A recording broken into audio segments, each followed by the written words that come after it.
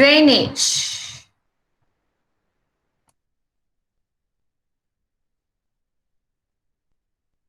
Simple domestic drainage is a system of pipework usually installed below ground level to convey the discharge from sanitary fittings, rainwater gutters, downpipes to a suitable disposal installation. So basically what it says here is that drain is below ground level because you need to collect the surface water level kalau it's for the rainwater. So it has to be below. Ground level means the level that you are stepping on. So your drain has to be lower than that.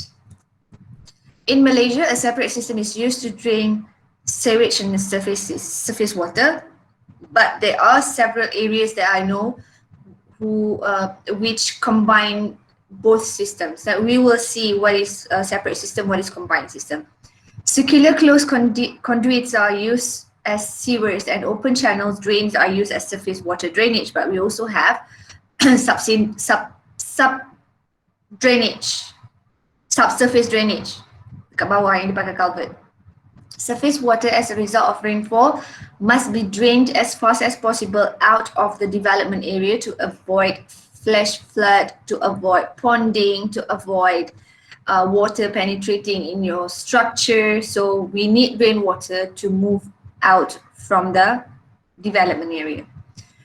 Principles of good drainage systems: materials should have adequate strength and durability, although it's just drainage. But if your drainage do not have the strength, it collapses, then it will give many kinds of problems. And most common problems we have with the insufficient drainage is flood and also water ponding, which damage the structures of buildings or roads. Diameter of drain have the diameter of drain to be, sorry, I think there's a problem with the English. Diameter, sorry, by the way, these slides are not mine. It's using someone else's. Diameter of soil drain to be as small as practicable. For soil drain, the minimum diameter allowed is 100. For surface water, the minimum diameter is 75 mm. This is the standard, but we have many sizes of drain. I've also seen like only 4 inches of drain. I have seen smaller than that, like only 2 inches. That is for the gardens. It all depends, right? Every part of the drain should be accessible for the purpose of inspection and cleaning. So even if you have a culvert drain, subsurface drainage yang bawah tanah, yang you like, you know, in Malay we call it relong, they combined underneath the road, so it has to be accessible. If you realize probably in front of your house you have drainage yang dekat apa tu, the entrance to enter the parking lot, we have like reels to enter the drain for cleaning and maintenance. Drain should be laid in a straight runs as far as possible. Why is it so? Because it's easy for the water to run. If you have curvy drainage, then it will whoever is disturbing me now, I'm sorry, I have to stop.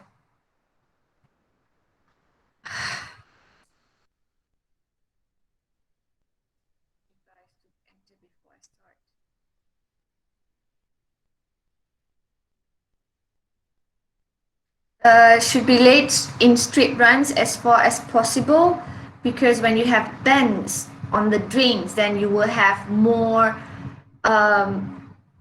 you know, that part may be erode. Drains must be laid to a gradient which render them self-cleansing. Meaning, if you have drainage, you perasan tak, air tu akan jalan sendiri. It's like it flows by itself. It won't get stuck unless if you have dirt in your drain, you do not maintain it, then you will have problem. And by the way, it depends on what type of drainage. If the perimeter drainage is in your house, like within the area of your house, in the border of your house, then you have to do the cleaning. But if it is outside of your house, outside of the border of your house, then typically the developer or the local district, it depends on the development, you high-rise building or what, the developer or the we call it JMB, or the local district, they have to do the cleaning. So if you know that the drain is not maintained, you have soil, you have rubbish in the drain, so you can write to the local district, ask them to clean. Okay, so they have they have specific subcontractors to clean the drainage outside of your house area. Every drain inlet should be trapped to prevent the entry of foul air into the building. Rainwater drains need not to be trapped unless they are connected with soil drain or sewer. So rainwater drains, I think we will go through this later. Inspection chambers or sumps should be placed at changes of directions and gradients. So if sometimes you see what it means here, nampak tak ni dekat sini ada longkang, and when the direction need to be changed, maknanya daripada sini dia kena corner ke kanan, so normally they have a chamber ataupun a sump. I call this a sump. So dekat sini I call it tempat tempoh bertenang. So dia akan bertenang di sini. So the sump has to be big because the pressure is high. Dekat corner is normally high. So air akan turun dekat sini, dekat sump, and it will go to anywhere yang you have the next drain lah. Kat mana atas this, kalau macam ni dia straight je. So straight macam ni, and then dia ada sump, and then dia straight lagi. Kenapa dia tak pergi straight terus? Because it makes a break dia punya pressure. Okay, reduce the pressure, reduce the amount of water yang terus ke bawah. Okay, bagi dia bertenang dekat sump. So that's another type of sump, but these are open drainage. Yang belah bawah tu, ni yang bawah ni, this is open drainage, but this is culvert, a box culvert. Can you see? So it's a closed drainage. Dia tutup, nanti dia akan tembus dengan tanah. So this is a box culvert, and they have the sump. Maximum distance allowed between sumps is 90 meter. Junctions between drains must be arranged so that the incoming drain joins at an oblique angle in the direction of the main flow. So so these are the types of junctions yang diorang selalu pasang. Avoid drain under building if possible. If unavoidable, they must be protected to ensure watertightness and to prevent damage. The usual protection methods are encase the drain with 150 mm.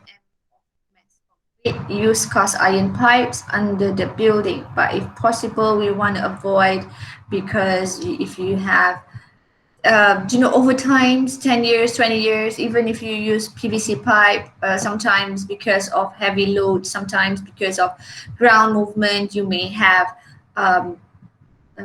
like damaged pipes underneath. So nanti susah nak kena betulkan. So if possible, you may have small pipes underneath your house, but for the water supply.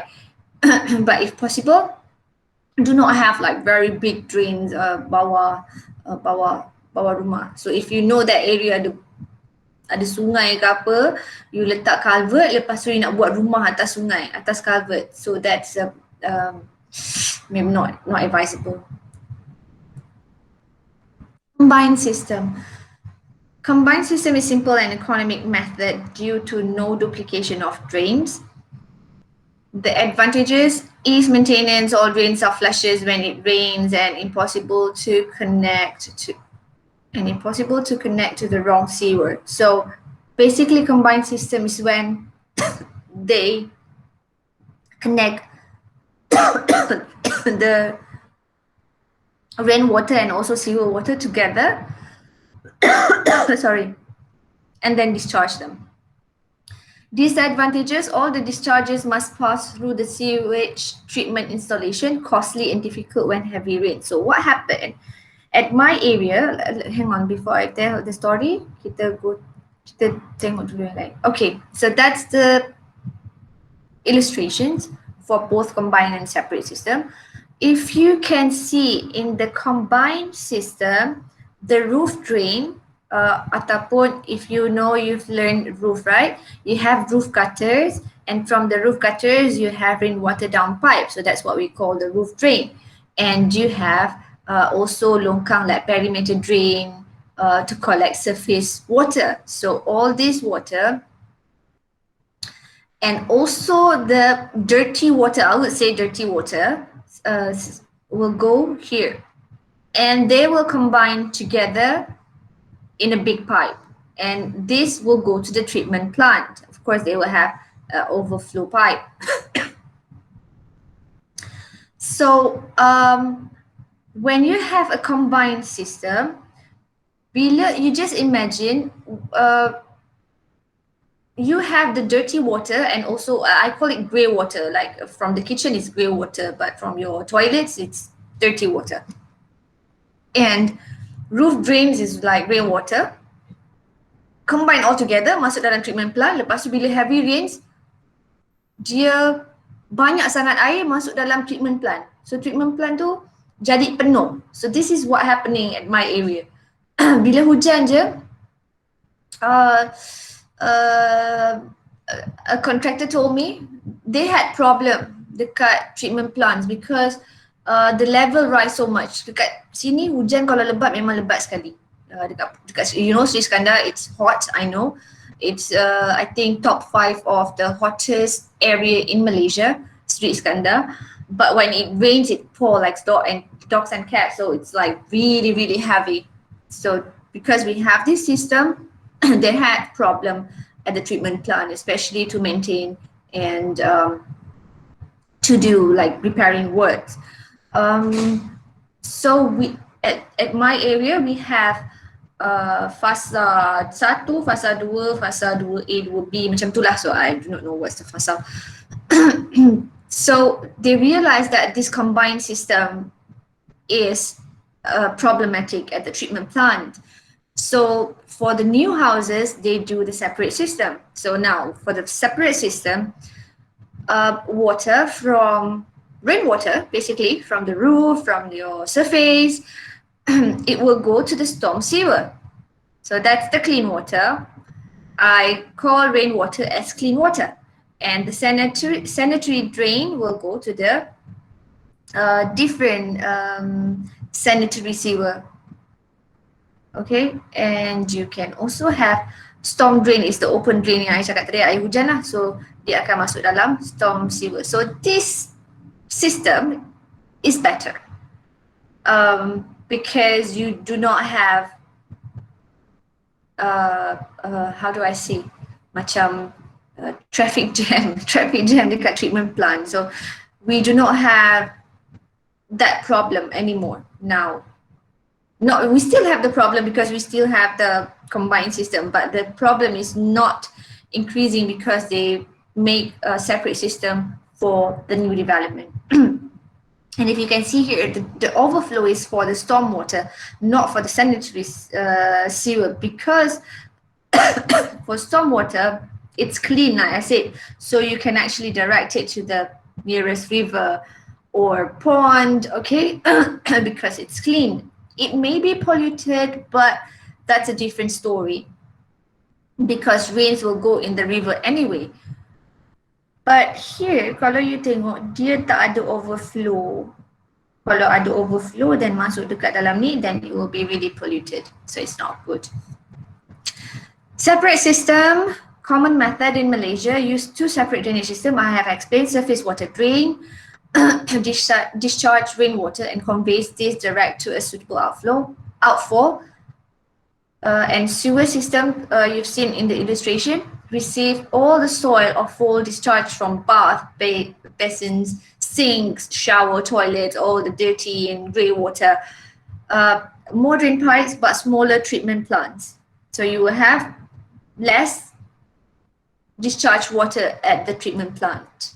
You only treat water that is needed to be treated.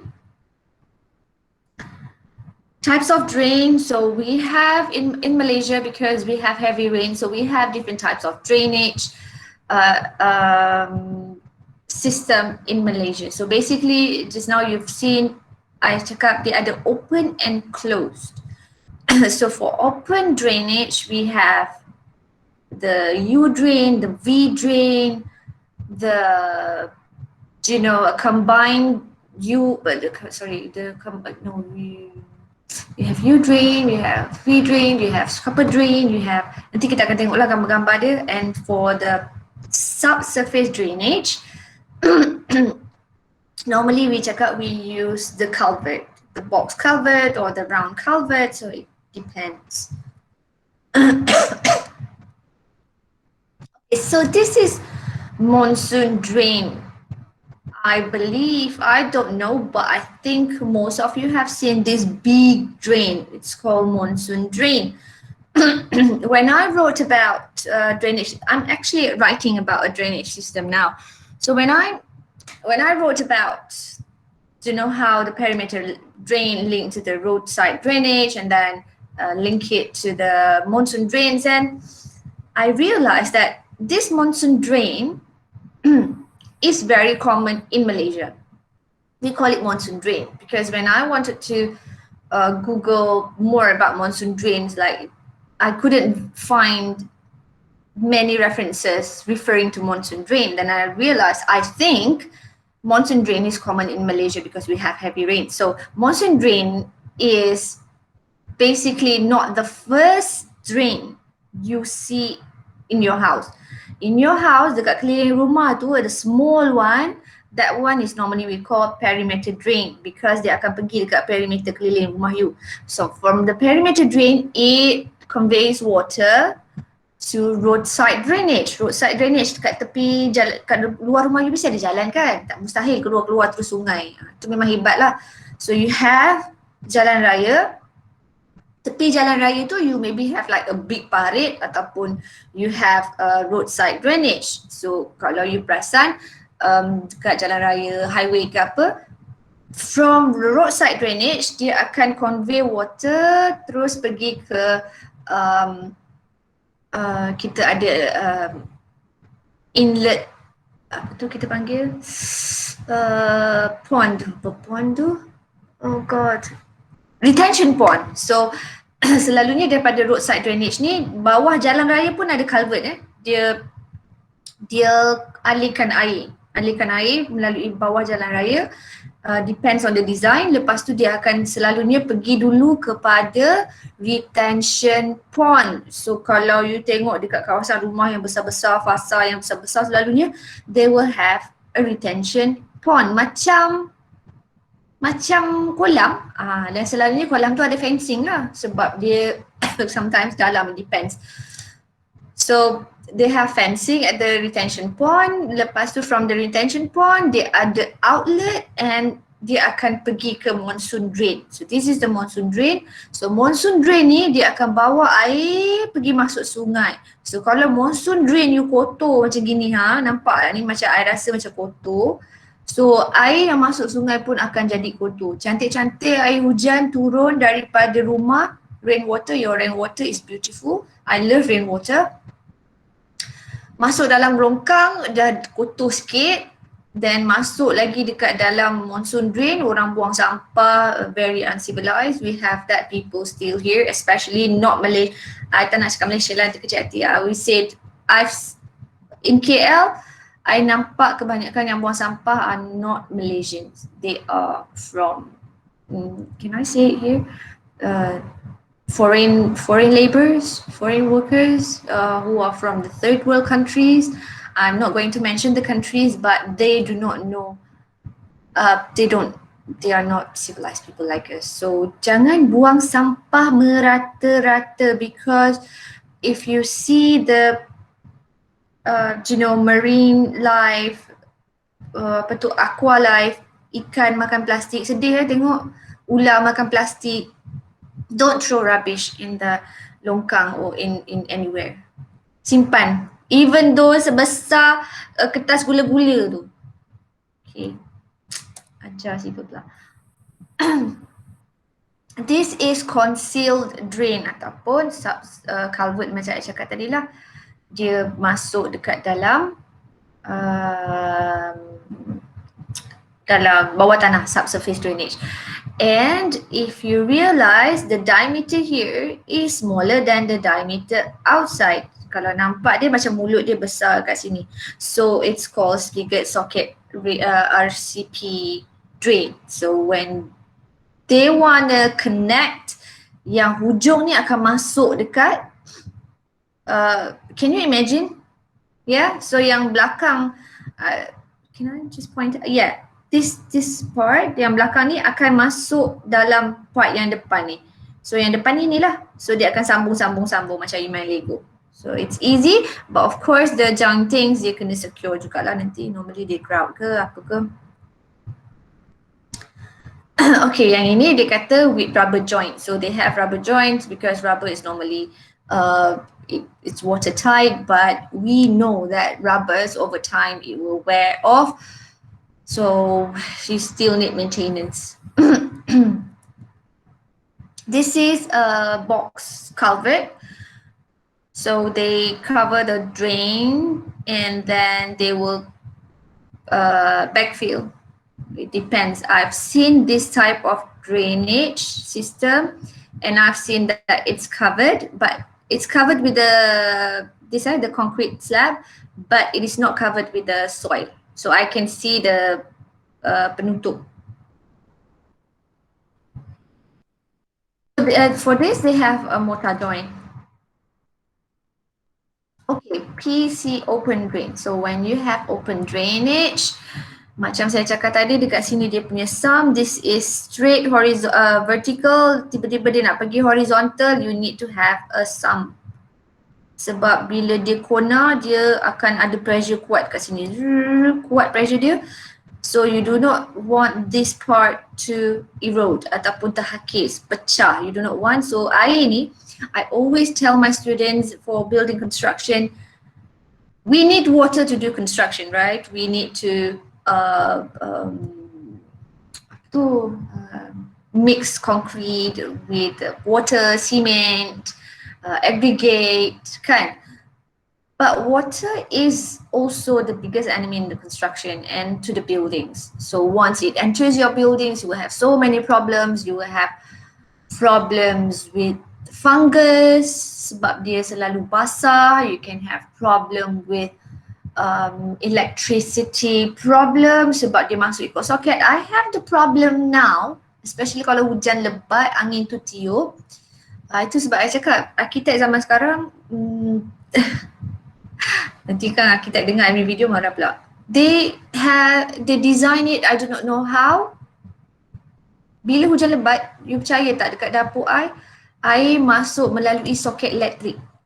Only when the rain is heavy. So bila I Google, bila I baca, then I realise it's because of the wind. Wind tu tolak masuk sebelah sini tapi I tak boleh nak naik atas roof. I tak ada tangga. So roof tinggi. So during the heavy rain, dia tolak masuk dekat somewhere around dekat atas dan dia seep through I don't know what dan dia masuk dalam soket elektrik. Dekat I will show you guys the video. Nanti I send dekat Ijat. Air keluar dekat soket. I'm not kidding. This is another sump. You boleh lihat ada macam-macam bentuk of sump. So this is the V drain, you punya V drain, then this is the U drain, you ada banyaklah kat tepi jalan. This is the roadside drain. Kalau you nampak road and then you nampak longkang, this is what we call roadside drainage. Okay, we have cascade. Cascade, that's not how we pronounce that. We have burn drain, roadside drain. Cascade, I think that's how you pronounce it. I'm sorry. So normally this is for slope improvement. So you do not want the water to penetrate in the ground. So you have this type of drainage system so that it conveys water from the top. Senang je dia turun. So air ni akan pergi tempat yang senang. Okay, dan you nampak tak, even for this, the drain is lower than the ground, so air akan masuk sini, so you will have less moisture at the soil. So yang ini you akan belajar next semester. Okay, this is what we call soil improvement, type of soil improvement, simple but it makes a lot of difference. So nanti air tu akan pergi turun bawah, dia tak masuk sangat dekat sini, so tak adalah landslide. Dia lagi pun dia dah buat terrain dekat sini. Okay, so nampak tak bangunan kat atas ni? So kalau tak jaga dekat sini, bangunan tu boleh sengit. The same thing, this is the road and then you have the roadside drainage. You maybe have a kasat drain here. Okay. Scupper drain. You pernah tengok cerita kartun kan? Selalunya ada tikus duduk, dia ada bulat lah. Ni ada macam-macam bentuk of scupper drain. So kalau you tengok dia memang terus buat macam ni dan dia akan air akan masuk dalam scupper drain. This is the sump. Scupper drain ni dekat jalan raya lah selalunya, dekat tepi curb. Dekat curb tu dia akan masuk dalam scupper, dia akan pergi, kalau ada roadside drainage dia akan masuk kat roadside drainage. Tapi ada juga sistem longkang yang mana macam ni you tak nampak ada roadside drainage kan, so dia masuk dekat dalam sump and then it will go to the culvert, maybe cross bawah jalan raya pergi ke sebelah the other side, dan dia akan convey waters to roadside drainage yang di sebelah sana. Kalau you perasan dekat highway kita, highway plus highway, kan dia ada left and right, different directions. So at the center you ada dia punya apa tu, handrail, bukan handrail, what do you call that, railings, railings tengah-tengah tu. Lepas tu dia akan pergi ke tepi roadside, ada drainage. Sekejap, kat plus highway mana yang nampak scupper drain? So I drive, I tak nampak scupper drain. Tapi kalau dekat tepi jalan rumah, you pergilah tepi jalan tu adalah scupper drain yang ada macam-macam bentuk. Scupper drain ni yang kadang-kadang problem because they are not well maintained, dalam sampah, lepas tu air tak boleh masuk, tersumbat, lepas tu jalan raya jadi banjir because tak ada scupper drain. Boleh jadi banjir kalau you tak well maintain. Nampak simple je longkang ni, tapi my student many years ago they did an investigation. I think I've told you. I don't know if I have told you when they did the road work. They took two states, satu Penang and the other one was Kelantan. So they went to Penang. This was my student, just imagine, budak budak diploma. They went to Penang. That's how I do assignments with my students. So dia pergi Penang, dia buat kajian longkang kawasan tu, I tak ingat, I think it was seberang Perai if I'm not mistaken. Once upon a time kawasan tu selalu banjir, but then kerajaan negeri they betulkan balik sistem longkang semua tu, so they had less flood hitting that area. Dah tak ada problem dah. In Kelantan they went, was it Kelantan or Terengganu? I think Terengganu. They went to Terengganu. Diorang pergi jalan tepi-tepi longkang and they realised scupper drain was not maintained. Lepas tu dia punya drainage system dekat Terengganu is not well planned. Meaning setiap orang dekat situ, rumah diorang, dia ada macam Penang, it's like a development area. So yang plan tu adalah designers, right? Tapi dekat kampung, yang plan tu adalah orang kampung. Dia rumah dia tak naklah ada longkang, tak cantik ada longkang. So dia pun tak buat longkang. So dia problem sebab kat sana banyak individual units. Lepas tu dia ada problem bila nak salurkan air dekat dia punya roadside drainage. Lepas tu dia ada problem lah, dia ada problem on the design of the drainage system. So I'm so sorry, I do not know whether it's Terengganu or Kelantan. I have to check back, that Simon is at office. But that's the system. It's simple, it looks simple. Longkang nampak senang, nampak mudah, but longkang is very important. Even in Kuala Lumpur, we had storm flood previously, and then Tun Mahathir did siapa tahu? It's called Smart Tunnel. Smart Tunnel ada 2 deck. Dia akan convey waters dekat dalam Smart Tunnel. It's like subsurface drainage bila dia hujan lebat dan air tu perlu dialihkan keluar daripada KL dan dia jadi jalan raya. So that's the first type of drainage yang that's why it's called smart tunnel, and I'm proud to say that Malaysia was the first yang buat benda tu, and it was the toughest tunnel ever. Even the engineer pun cakap it was the toughest, even masa diorang buat tunnel di bawah jalan, di bawah laut antara France and the UK. So the same contractor, I tak ingat apa nama dia, or the engineer, he said that's even it's not easy, but it's not as hard as smart tunnel, because smart tunnel underneath you ada the tunnel, but above you have a city, you ada city KL. So you tahu KL ni ni nak belajar subjek part 4 pula, so I can't teach part 4 subject. So next semester you masuk kelas I, so I will teach you about a bit about unstable soil in KL. Dekat sini I cuma sentuh sikit je. Tanah dekat KL is like they have lots of lines. So dia macam batu-batu kat dalam tu yang cepat reput, rapuh-rapuh. So you may have surface bawah tanah yang macam lubang-lubang, macam cheese. So tanah tu jadi tak stable. So masa dia buat smart tunnel, you can see the documentary yourself. Masa dia nak grind tu, masa dia nak bore, you call it bore, atas tu diorang kena everyday buat soil investigation yang you akan belajar next semester, not this semester. Okay, so I'll potong dekat situ. Okay, so this is very interesting. This is what we call subsoil drainage. Ni nampak macam apa tu, nampak macam subsurface drainage je, doktor? Yeah, it looks like subsurface drainage. It is subsurface drainage anyway, but because the pipe that we use is a special one, water can penetrate through the pipe. Dia masuk kat dalam pipe ni, okay, and we will have subsoil drains. Selalunya subsoil drainage ni we do for padang bola yang you main tu. Okay, dekat UiTM, I know padang kita ada subsoil drainage. That's why we were not allowed to use the padang for Proba Macintosh, sebab kan Proba Macintosh semua rosak bawah tu. So Proba Macintosh is a soil test. You will do that next semester. So subsoil drainage, nampak tak dia buat macam ni? Semacam ada tulang tu. Okay, tapi kat tulang ni sebenarnya ada gradient lah. So dia tak nak water ponding on the surface. So bila air serap, so bayangkan padang bola. Kita tak boleh ada padang bola pakai konkrit. Kan? Kita nak padang bola ada rumput. Tapi kita nak padang bola kita bila, okay, I tak tahulah you all ni main bola ataupun main game kat rumah je.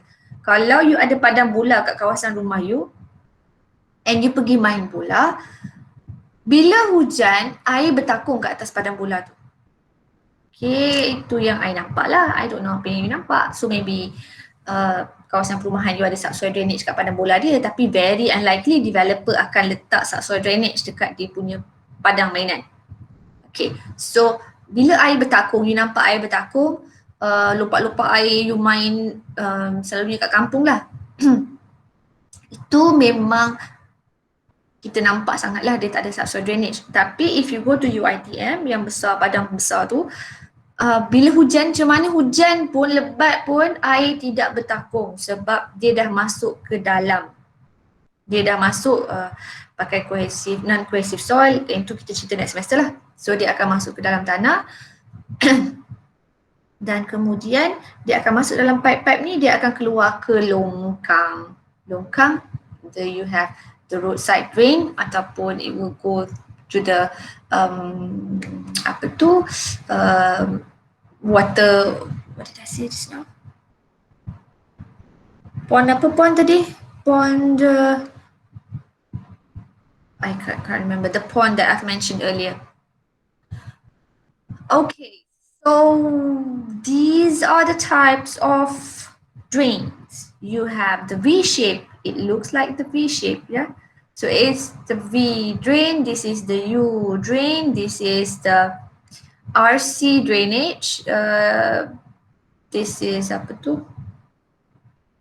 Reinforced concrete drainage, dalam ni ada reinforcement, and you have half round drain. Half round drain ni selalunya kat tepi rumah lah, dalam perimeter drain you. Ni selalunya you nampak lah ni. Yang for reinforced concrete drain ni, yang ini selalunya monsoon drain lah, because we want monsoon drain dia ada banyak air, so we want it to be really strong.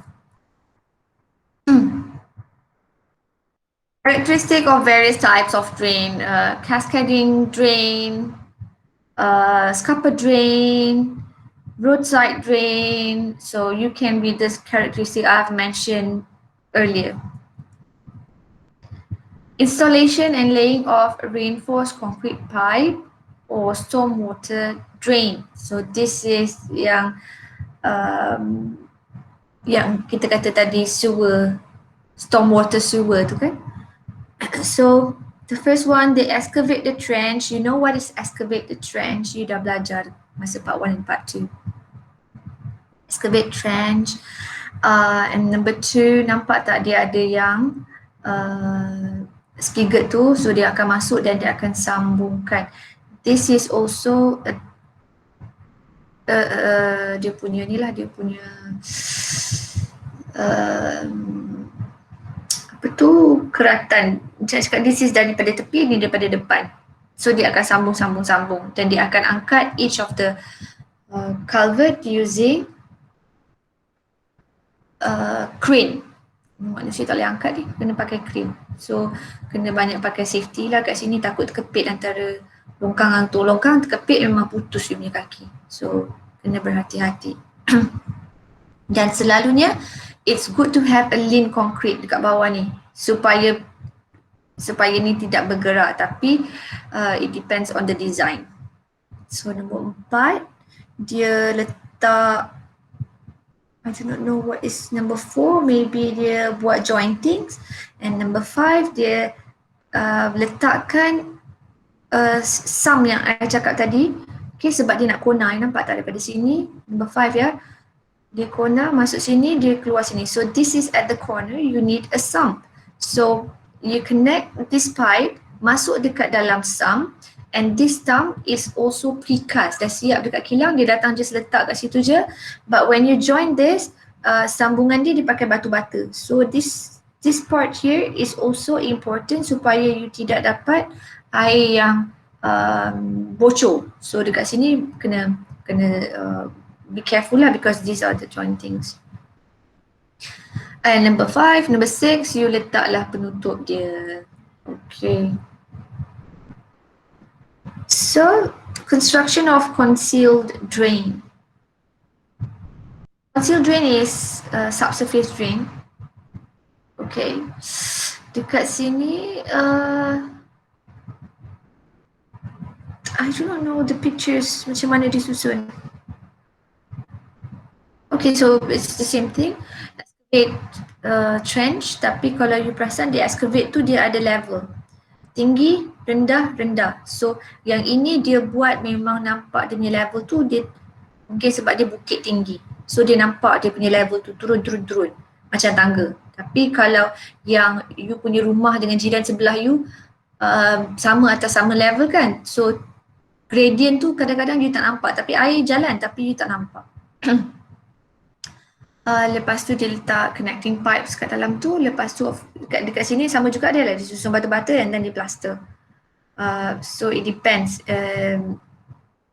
kat sini. Lepas tu then dia akan cover, dia tak tunjuk dia cover macam mana. Lepas dia cover dia akan tutup balik dengan konkrit ataupun tanah. In this case saya nampak tanah, but here dia letak konkrit. Lepas tu sini jalan raya, you nampak ada scupper drain kat sini.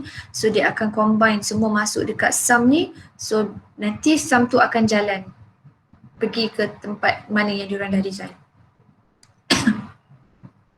Basically installation dia semua lebih kurang sama. Cumanya I'm quite surprised that this pictures do not show that bawah longkang you need to have a lean concrete. Sebab longkang ni when you have like dia punya, especially for roadside drain like U drain, V drain yang a bit big yang bukan reinforced. So you tak nak dia nanti bergerak. You pernah tengok tak longkang sengit dekat kawasan perumahan lama-lama sometimes because they do not have the lean concrete bawah tu. So dia boleh bergerak. Yang ini sama jugalah, dia korek dan dia letak longkang. Selalunya yang macam ni kita ada lean concrete bawah tu, tapi dalam gambar ni tak tunjuk. Right, and then you have the sump here. Lepas tu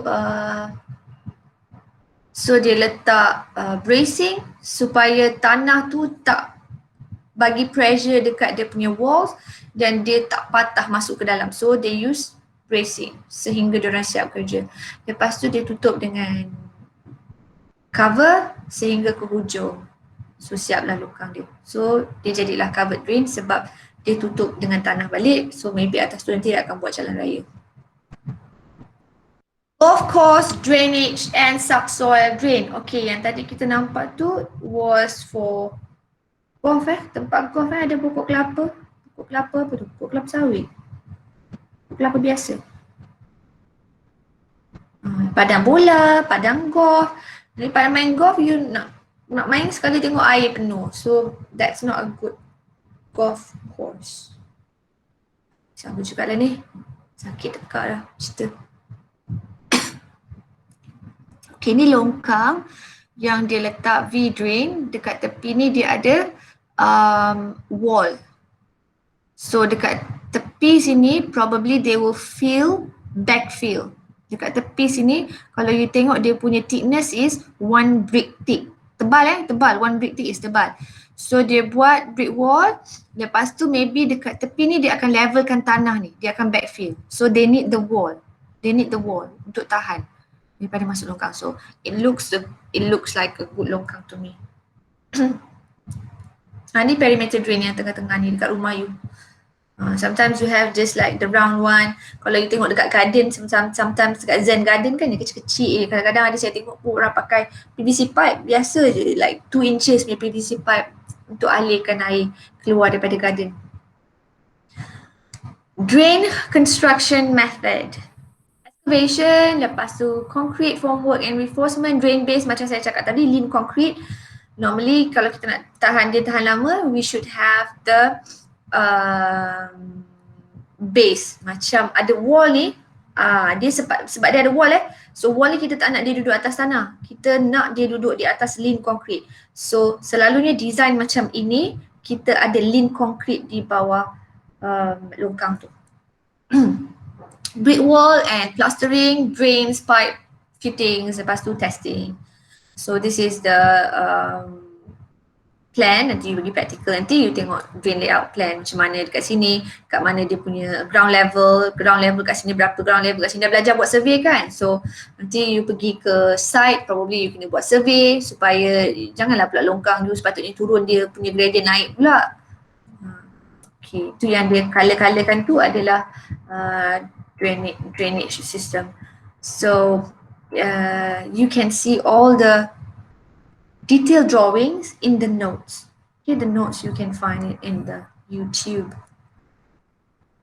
V-drain, these are all kita panggil detailed drawings. Nampak ni kan, macam saya cakap tadi, selalunya when you have the brick wall, you kena ada lean concrete reinforced. Baru you letak longkang, baru you letak brick wall kat tepi tu. It's the same thing like this. You ada lean concrete. Sebab kalau tak nanti dia tak boleh stay duduk kedudukan dia, sebab dalam tanah tu ada air, dia boleh lari-lari. Okay, so this is you drain. Lepas tu dia dah letak longkang, dia ada concrete, lepas tu dia ada tadi brick wall, then ada setengah longkang you ada nampak struts. Struts tu daripada dia nak menahan patah, dia tak nak, kalau dekat sini ada load, okay, you letak tanah ke apa ke, so bila you backfill, ada tanah dekat sini, Dan dalam tanah kan ada serap air. Bila serap air, dia akan jadi berat. You kalau tak percaya, you pergi kebun mak you ataupun ambil pasu bunga dia, you pegang pasu bunga yang tak ada air, lepas tu you tuang air. Lepas tu you try angkat ataupun you pergi timbang lah. Dia akan jadi lebih berat sebab tanah tu dah simpan air. So now you ada dua, air tu berat ya. Lepas tu bila you ada air, pressure kat sini, dia tekan kat sini, you tak nak longkang you punya batu-batu ni patah. So itu sebab kita letak strut, tolong dia tahan. It's the same thing. These are all dia punya detail drawings. Oh yeah, that's it really. Any questions? That's the end of drainage system. Next week I akan ajar subjek lain under external works as well. Any question? I will stop recording ya. Stop recording. Yep.